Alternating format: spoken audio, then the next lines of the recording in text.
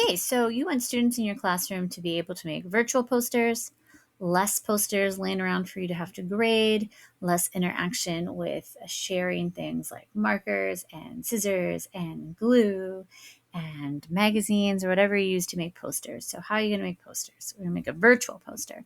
So, the first thing we're going to do is get into our Google Drive and we're going to get a new slides. And as a teacher, this is the prep work that you're going to do for your students, okay? You're going to come up with a background and you're going to come up with basically the beginning of their poster. Think of it as the poster board part of the poster. We don't need any of this stuff. It just naturally is what it's going to open to when you choose the first slide. So what we're going to do, we don't need themes. Thank you very much. We're going to do background. Now, you could do any number of things for the background. You could have the students choose a background, okay? You could walk them through and have them create the background. But if you want to get started right away, give everyone the same background and just have them add things, here's what you can do. You can choose an image. I showed an example where the image was of a stage. It had a big red curtain and like a wooden floor. You could have it be a classroom. Let's just pick something very generic. You could pick a color and just everyone has a blue poster. But let's just pick a very generic image. We're going to choose, we're going to do a Google image search. And we're going to do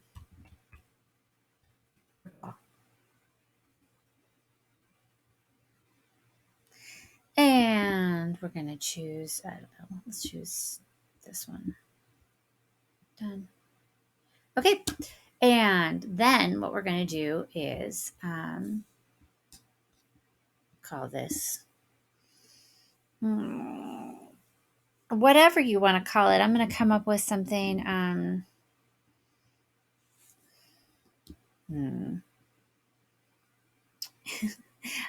My examples that I showed before were of instrument families. It was very music oriented since I am a music teacher.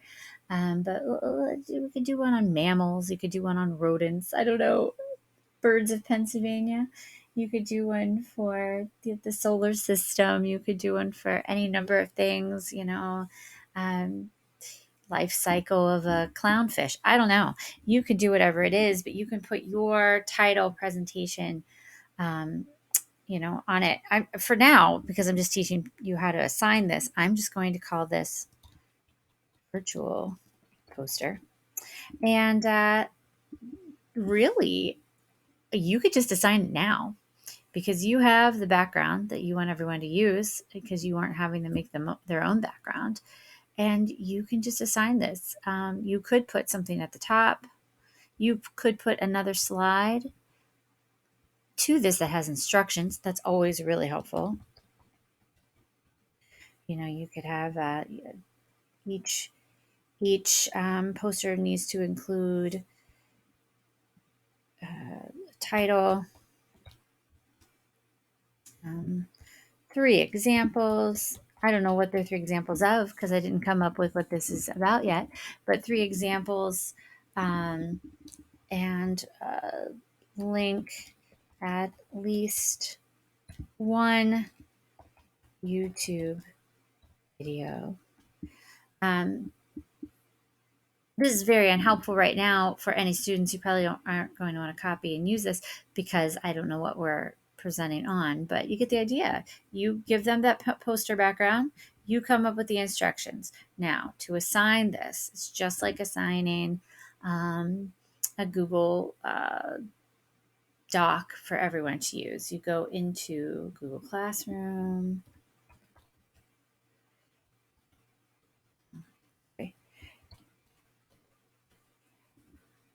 Long summer. I forget how to do things. And then I'm going to go into my demo class once it loads. Here's demo. I go into my demo class. I go to classwork. I'll go ahead and assign this. And all I do to assign it is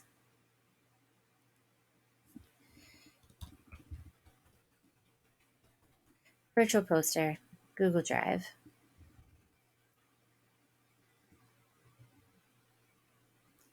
virtual poster. Now, like I said, this was all you as a teacher have to do. Slap something in background into your first Google slide and then put all your instructions on the second page, send it to the kids. Now, you're probably going to want to know a little more about how to do this, and you're probably going to want to come up with your own example for students. So let's go ahead. So after you make much better instructions than I have, but after you make the template for the students to make your example that you can share with them, go to File, make a copy, because you don't want to do examples on the same one that they're getting. You can copy the entire presentation or just the selected slide. That's up to you. And in the copy, let's be a little more useful here to help you see how to make these if you're not sure. So what you're going to have your students do, let's start with a title for our project. Let's insert a text box, and let's put that at the top here. Just slide it and kind of see it through the brick. And we're going to fill in our text box.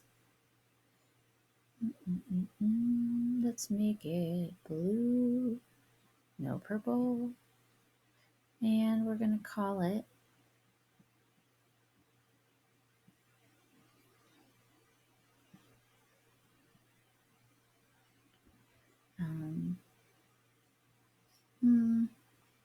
let's also make sure we have it centered here.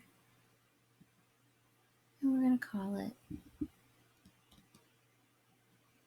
My Favorite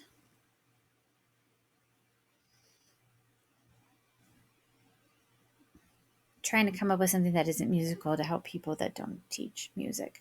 My favorite book. And we'll make it about our favorite book. And we can change the font to something better. And we can make it larger,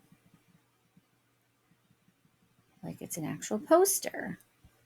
And we can move this over, and you get the idea. There are very helpful guides that show up to help you center things. Okay, so my favorite book. So we're going to, on one side, we can insert pictures that we get from the web. We could insert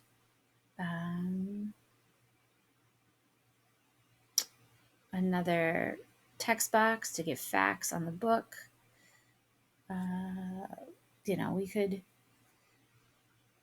We could do several things. So let's do this. Let's do another text box, and we'll say what the name of the book is. I was going to do To Kill a Mockingbird because I read it in 10th grade and it's still one of my favorite books, but I think I'm going to do something that's easier to find pictures to quickly because I don't have all day to make this video for you. So the book's going to be Harry Potter and the Chamber of Secrets. And put by J.K. Rowling. That's how you spell her name. All right, so I could put, because it's a poster, I could put different facts. I could put, a book. I could link it to, well, let's do this. I'm going to do insert image, search the web. Let's just do Harry Potter. And the chamber. Here we go. Let's see if we can get the book. Well, the car is a big part of that movie, so we could put the car in there. And each thing we could put in here could be something that we give a report in class. I don't know why I tried to do that. We could give the report in class, and we could be like, oh, and the car flew, and because you missed the train, and we could talk about it. So this could be while you're presenting it in class. You could have another picture.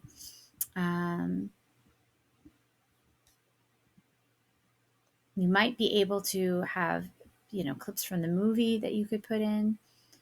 And let's do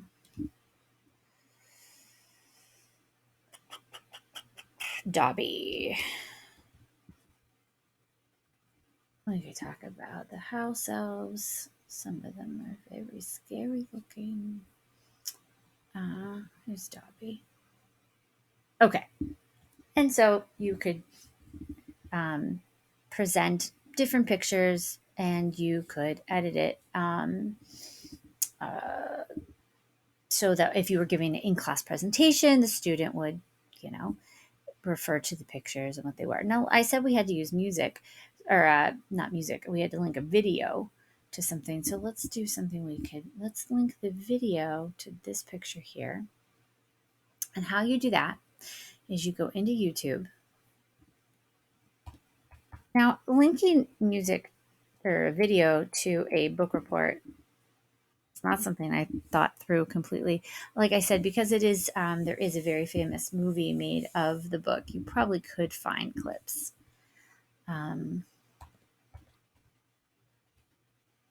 Usually my students are finding, examples of how instruments sound. So that's pretty easy. I'm sure you could find, if you were like a biology class, video of, a certain bird or the sound it makes. I'm sure you could do a lot with your subject that you teach. Soundtrack, we could do that. Oh, a basilisk. Let's do that.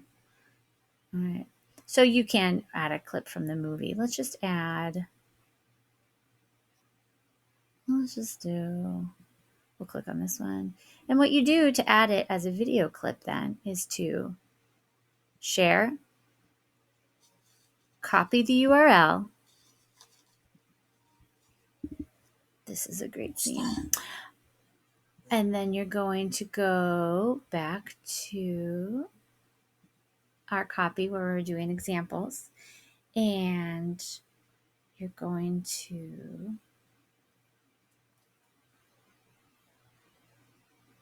add a link right here. You have the image selected. You're going to add a link. And you're just going to command or control, most computers, I have a Mac, control V is how you would copy it in and apply it. So now when you click on this, when it's in present mode, this is going to change from an arrow to a hand. You click on it and it will take you to the video clip.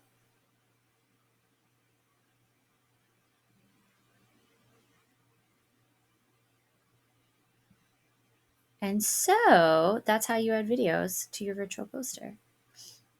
Picking a book might not have been my best idea, or a book report might not have been my best idea, but it's not my worst idea. You could probably find for just about any book some images that, even if the viewer of the virtual poster didn't understand how it fit in with the book, if it was given with an oral presentation, it could probably make a lot more sense coming from the person who read the book. So that's just one way to present a virtual poster and make it interactive, so that whoever's viewing the poster can understand what you're presenting. I will say you could also do a video, for instance, a Screencastify video of yourself. The student could do a Screencastify video of themselves, and you could link that in to any of the pictures. So they could make a video of themselves talking about their favorite book, talking about their favorite chapter, talking about their favorite wild pigeon, whatever the subject is that you're teaching. You could do it on, I don't know, any number of things, how they solved an equation, and they could present it in a video, and they can link their video the same way as either a Google file, because, all Google files have links. They're right up at the top here, or as a, if it's a YouTube video, if they save it to YouTube, they could link it as a YouTube video. So any link would work. You just click on it. Not what I meant to do. You just, I have to have it in working mode, not on presentation mode. You just click on it, and then there's the link right there. You click that, and you can put whatever link in. Like I said, it could be of the student, a video they made and saved to their Google Drive. You would just put the link right in there. So this could be really, really helpful if you want to have a classroom that's going paperless, because I know over the years I've collected so many posters and gone through so many markers, and it is really a nice option to be able to do things a little more interactive, a little more engaging, and completely paperless. So that would be an example of how to make a virtual poster.